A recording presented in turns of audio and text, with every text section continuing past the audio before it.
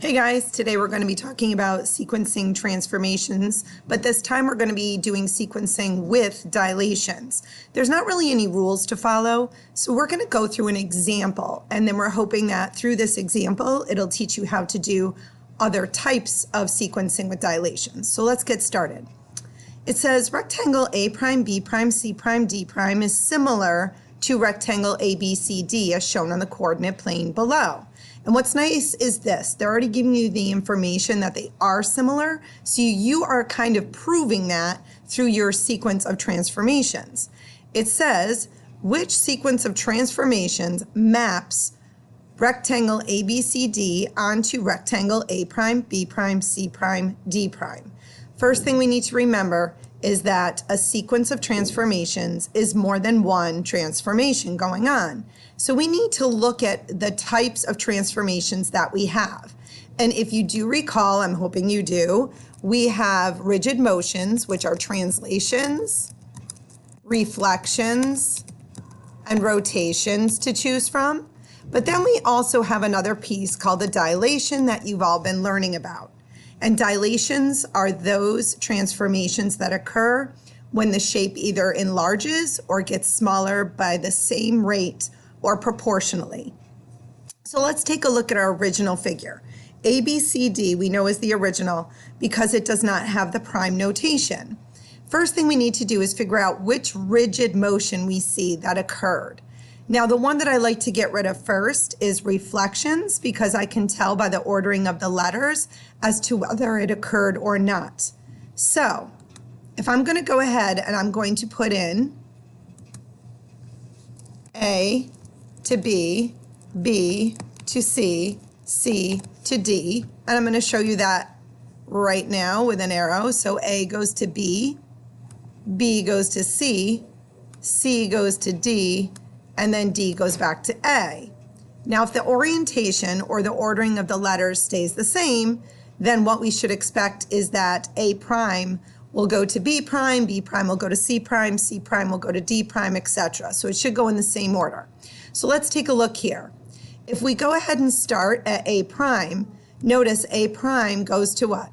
D prime. Already you should say to yourself, oh boy, something's going on here because A prime, and I'm going to put this in right here, goes to D prime. So because that order of the letters has changed, I know right away, and I'm going to go ahead and circle this, that reflection is my rigid motion that occurred. That means translations and rotations are out because it's a sequence of two transformations. So we have a reflection. Then we have to figure out, though, if my reflection is over the x-axis, the y-axis, or some other line, okay? So let's take a look at our shape here.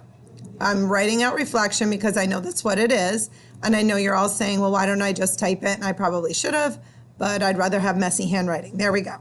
Okay, so now let's take a look. If I know, and I'm going to erase this so you can see my, my letters a little bit better. If I know that A prime is on this side of the y-axis and A is on the opposite side of the y-axis, I would assume that a reflection must have occurred over this axis because they are on the other sides. So let's go ahead and do that reflection. A is 2 units away from the y, so A prime would be 2 units away from the y. So this is what we're going to do. We're going to go ahead and put a dot there, and we're going to just put an A here. The reason why I'm not putting an A prime is because they're already giving you an A prime after the dilation that is occurring. B is 6 units away, so B prime would be 6 units away on the other side, but remember it's not B prime because we already have that, so we're going to call this one B as well. D is 2 units away, so D has to be 2 units away on the other side. So here's my D. And then C is 1, 2, 3, 4, 5, 6 away. So C has to be 6 away on this side of the y-axis. There we go.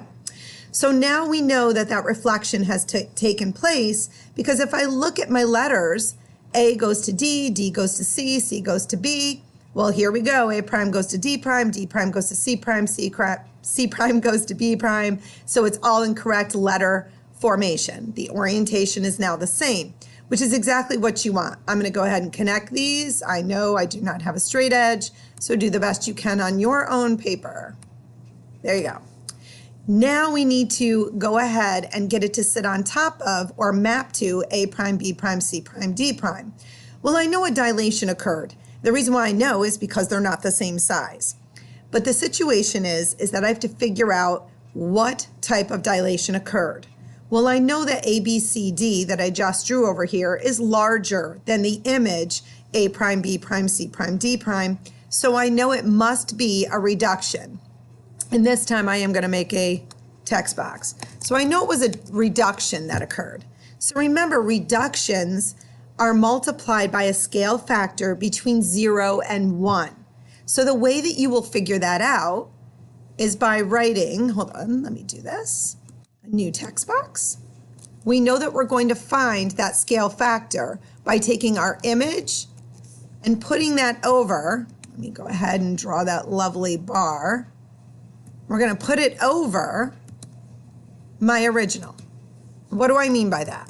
Well, you can use either the coordinates or you can use the lengths of the sides to get that scale factor. But remember, it's always image over the original. I'm going to show you both ways why I know it works. If I go ahead and count from A to B, those units, how long is A to B? Well, it's 1, 2, 3, 4 units long. So my original is 4 units long. If I look at the corresponding side, A prime to B prime, that is only 2 units long. So if I'm taking my image, which we said was 2 units, and I put it over my original, which we said was 4 units, that will simplify to 1/2. So it looks like right now, the image is half the size of the original. So let's take a look at coordinates to prove that. We know that A is at point -2, comma, hold on, let me write it, sorry about that. -2, and we're going to go ahead and put parentheses around that, 4. We know that A prime is at -1, 2. Well, if I take a look at my x coordinate and I want to get to my x coordinate on A prime, if I take -2 and multiply it by 1/2, well, guess what I get? I get -1. So that scale factor seems to be working. But let's just take a look at the coordinates when I do image over original. My image point is -1 for that x coordinate on A prime, over my original, which is -2 for A, the x coordinate on A, and negative divided by a negative is a positive, so that would be a positive 1/2. So it matches what I got when I took the lengths of the sides and compared the corresponding parts. So how do I write this all out? Well, this is what we have to talk about because I don't think we really discussed this in detail.